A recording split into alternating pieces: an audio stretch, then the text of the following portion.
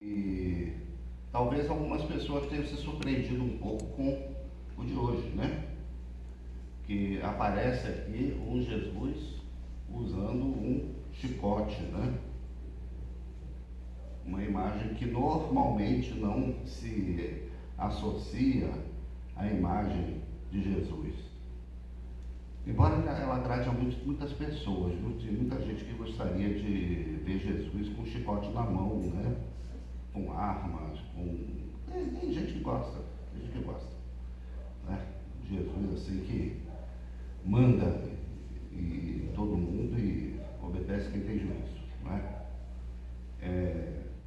Está muito projetado isso entre os cristãos brasileiros e de outros lugares também. Mas o fato é que isso me lembrou uma conversa que eu tive com um colega engenheiro, que além de ser um engenheiro competentíssimo, ele era judeu ortodoxo. Ele só usava preto, usava aquele solidel, né, aquele kippah, todo dia. Ele ia trabalhar desse jeito, bem aquele judeu Hasid, né? E uma vez ele conversando comigo, ele disse que não entendia como que o doce Rabi da Galileia, de uma hora para outra, se transformou em um líder revolucionário que confrontou em Jerusalém todos os poderes e se entregou então à morte de cruz. E pois é, aí é que está o segredo, né? Aí é que está a virada, aí é que está o fundamento da nossa fé. Né? Jesus não era só aquele pregador do amor, ele confrontava também os sistemas de dominação da sua época, não é? Esse texto de João, ele tem uma particularidade, porque ele é situado nos outros evangelhos como se fosse na véspera da crucificação de Jesus. Aconteceu durante a Páscoa, né? Como Jesus foi crucificado na Páscoa, a gente associa logo que, então, depois disso, Jesus foi preso e crucificado. João joga uma nova luz sobre essa situação e diz que Jesus esteve em Jerusalém mais de uma vez, na realidade 3 vezes. Nos 3 anos do seu ministério, todos os anos ele esteve em Jerusalém. Como, aliás, qualquer judeu devoto faria. Comparecia regularmente para as festas, inclusive a festa da Páscoa. Então ele não foi em Jerusalém só uma vez. Essa daí foi uma das vezes em que ele esteve lá. E quando ele chegou então em Jerusalém durante a festa, ele viu todo aquele movimento e ele se defrontou com aquilo que a religião de Israel tinha se transformado. A religião de Israel tinha se transformado numa fábrica de sacrifícios. O Templo de Jerusalém era uma verdadeira churrascaria, se podemos evocar essa imagem. Por quê? Porque as pessoas iam ao templo para confessar os seus pecados e para oferecer ofertas e sacrifícios em troca dos seus pecados. Então, elas, no modelo primitivo do Templo de Jerusalém, lá de Moisés, uma sociedade agropastoril, então cada um levava o seu bichinho, sua ovelhinha, seu bode, sua pomba, aqueles mais pobres, para ser então sacrificado ali pelo sacerdote, e com esse sacrifício então ele pagava algum pecado, alguma impureza, alguma coisa que estava errada na sua vida cerimonial, ritual, espiritual. E era assim que funcionava. Nos tempos de Jesus, a coisa já tinha avançado, a sociedade não era só agropastoril, a sociedade era urbana. Muitas vezes não era todo mundo que tinha uma ovelha dentro de casa, não é? Da mesma forma que a gente que mora aqui em Brasília, né? Não é todo mundo que tem um galinheiro dentro de casa, aliás, pouca gente tem. A gente vai no supermercado e compra um frango, né? Ou vai na padaria e compra um frango assado, não é assim? Pois é. No Templo de Jerusalém a coisa também tinha chegado a esse grau de sofisticação. Você chegava lá, comprava um animal certificado, certo? E aí esse animal então era oferecido para sacrifício. Não adiantava você levar um animal de casa. Isso aí já fazia parte também do próprio monopólio do templo. Não é que para Deus não valesse, mas quando se adota determinados critérios de preferência, né? Tem sempre alguém que se aproveita da situação. Então você tinha lá aqueles animais ali certificados do templo, você tinha que comprar daqueles ali. Outra coisa, em Jerusalém circulavam diversas moedas gregas, moedas romanas, moedas judaicas. As pessoas viam mais pelo metal da moeda, né? Tantas gramas de prata, tantas gramas de ouro, etc. No templo só serviam moedas para uso no templo. Moedas judaicas, não, moedas romanas não podiam entrar lá, nem moedas de outra procedência. Então, antes de comprar o seu animal certificado, você tinha que passar numa casa de câmbio que tinha lá. Eu estou usando aqui a imagem na mesa, né? A mesa lá. Até a palavra banco, que a gente usa, né? Banco vem de quê? De banco mesmo. A pessoa ficava sentada num banco lá, numa mesa, trocando dinheiro.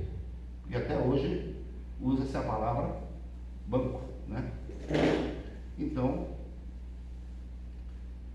você tinha que trocar o seu dinheiro lá pela moeda oficial do templo.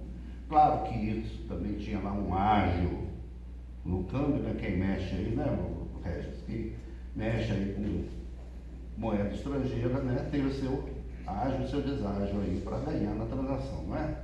Então, e de toda forma, então, o templo lucrava com esse comércio de animais que, então, desempenhava a função ritual de tirar os pecados das pessoas e a vida religiosa. E nos tempos, então, de Páscoa, nas grandes festas, então é que esse ganho era muito maior, era tudo bem organizado ali no pátio em frente ao templo. E foi isso que Jesus encontrou quando chegou, então, em frente ao templo.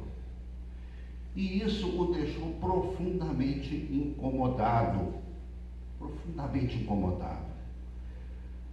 Porque não era isso, não era esse o projeto de Deus para o seu povo, não era esse o modelo de religião que Deus tinha projetado para o seu povo.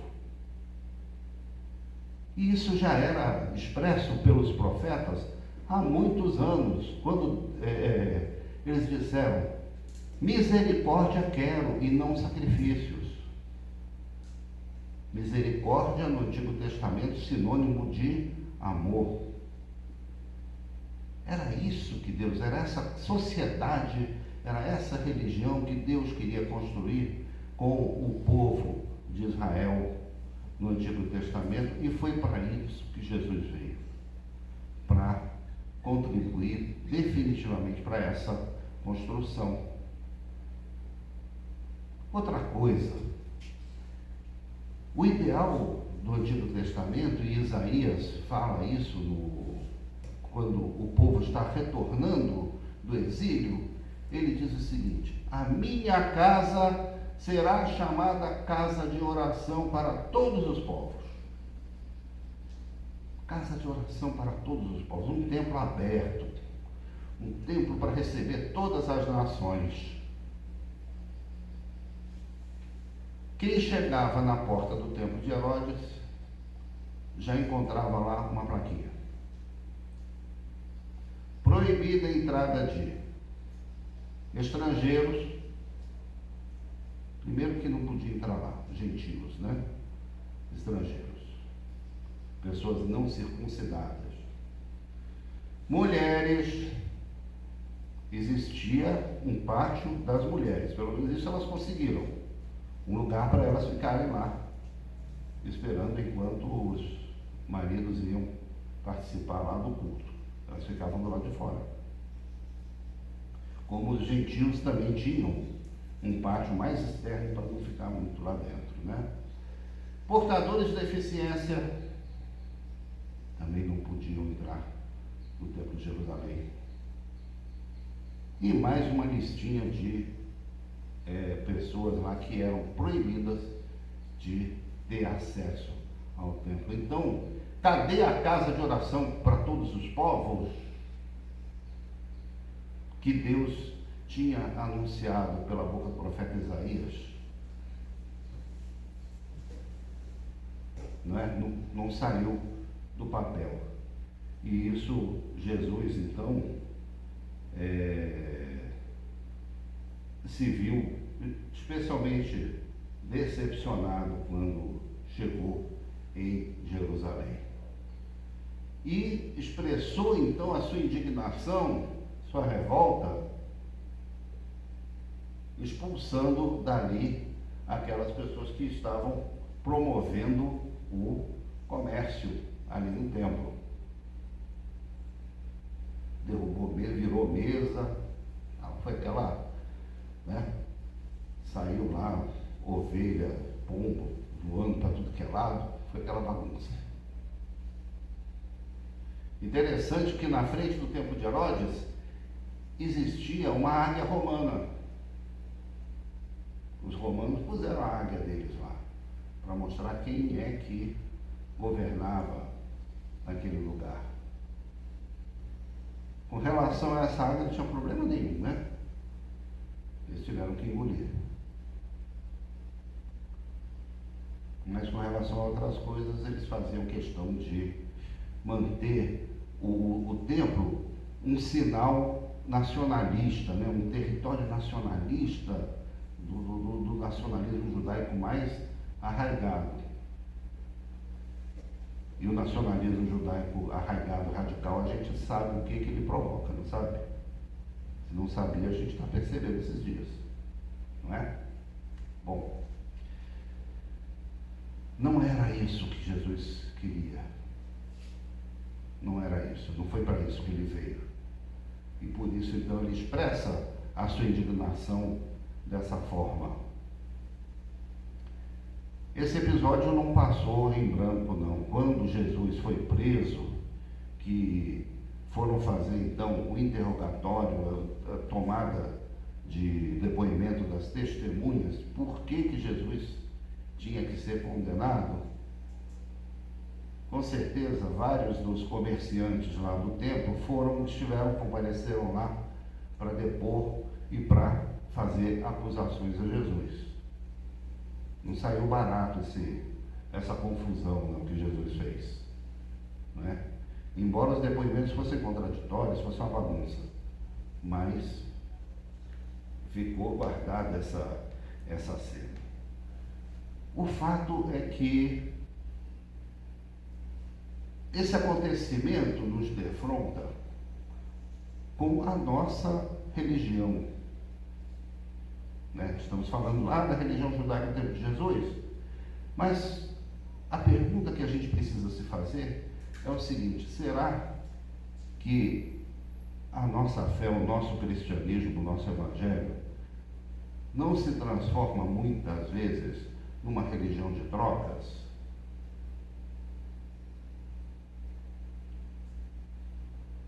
Existe até um sociólogo da religião muito conhecido, muito estudado ultimamente, que propõe justamente isso, né? Uma economia das trocas simbólicas. A religião promove esse tipo de coisa. É Pierre Bourdieu, sociólogo francês. Né? Economia das trocas simbólicas. Então, a religião não deixa de ser um processo de troca na relação com Deus. Nós vimos isso na Idade Média com as indulgências. A reforma protestante acontece por causa de quê? Por causa de um processo muito parecido, onde as pessoas pagavam para obter o perdão dos pecados de outras pessoas que já tinham falecido e depois começaram a pagar para ter o perdão dos seus pecados. Não é? Então, isso a gente viu no final da Idade Média, e isso provocou também a indignação de pessoas como Martinho Lutero, de Zwinglio, Calvino, etc., que decidiram também corrigir os rumos da igreja, porque tinham a clareza de que a nossa fé não é simplesmente um processo de trocas de pecados pelo perdão divino. Não é isso que deve ser o foco da nossa religião.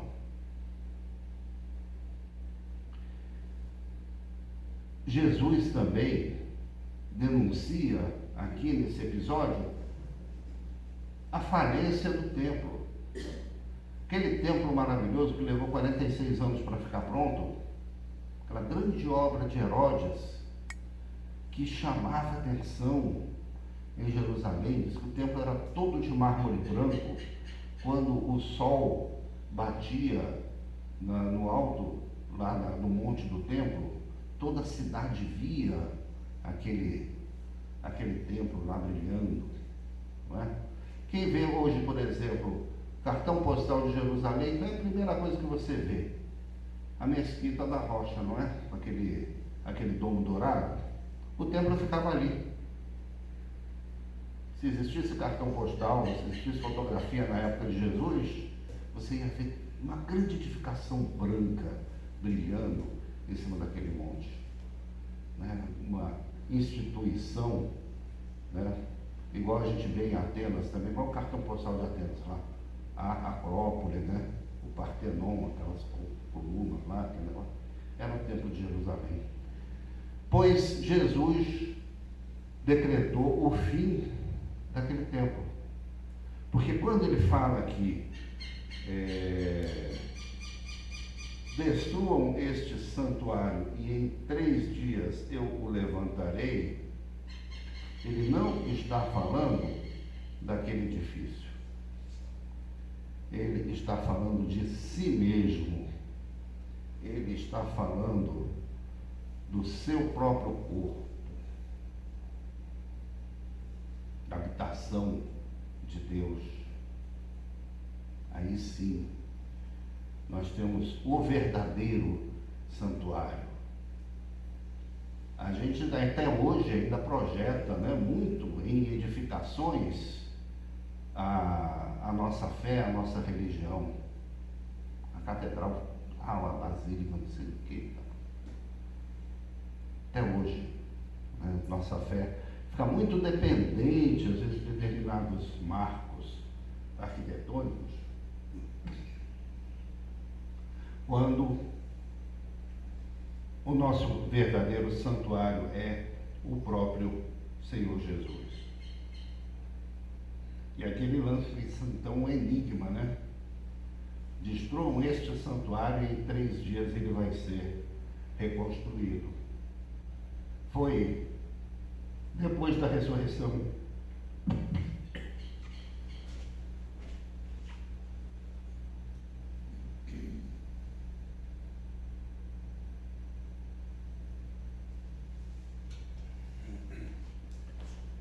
Foi depois da ressurreição de Jesus que caiu a ficha, que os discípulos então compreenderam qual era a palavra de Jesus. Nós precisamos estar atentos a isso, né? a gente vê muito por aí uma religião que é justamente chamada de religião de mercado. Religião de mercado, porque baseada inclusive em princípios de marketing. Tem igrejas que anunciam lá, né, milagres, quinzena dos milagres, 15 dias de loucuras. Aproveite. Já vi isso, placa na porta e tudo, como se fosse anúncio de loja de eletrodoméstico. Será que Jesus ficaria satisfeito se visse esse tipo de igreja anunciando o seu nome dessa maneira, dessa forma tão marqueteira?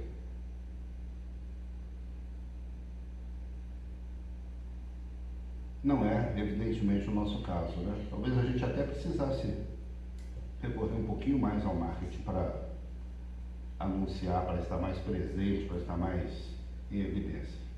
Mas o fato é que não são esses os princípios, né, do anúncio do Evangelho. E outra coisa, né? Nós não estamos aqui simplesmente para confessar pecados e receber perdão. E ficar nesse círculo vicioso permanentemente. Nós estamos aqui para exercitar o amor, exercitar a misericórdia, exercitar a solidariedade, para receber a todas as pessoas e não colocar na porta do nosso templo uma placa, como em Jerusalém, que você tinha aquela lista de pessoas que não tinham acesso. Jesus ficaria muito mais feliz se ele visse ali, naquele lugar onde havia todas aquelas transações de câmbio, de compra e venda de animais para sacrifício. Ele ficaria muito mais feliz se ali estivessem pessoas distribuindo as suas riquezas em favor da população pobre de Jerusalém, que era muito grande e que ele conhecia bem, porque foi muito procurado por eles. Pessoas necessitando de cura, pessoas necessitando de dignidade, pessoas necessitando de serem acolhidas. Aí sim Jesus ficaria feliz se tivesse presenciado estas cenas no Templo de Jerusalém, e não aquilo que ele encontrou, aquele mercado em ebulição, não é? Esse episódio ele é muito rico e ele serve como um modelo e uma advertência para a nossa igreja, para a nossa religião, para a nossa vivência. Que nós tenhamos isso sempre em mente na nossa vida. Amém?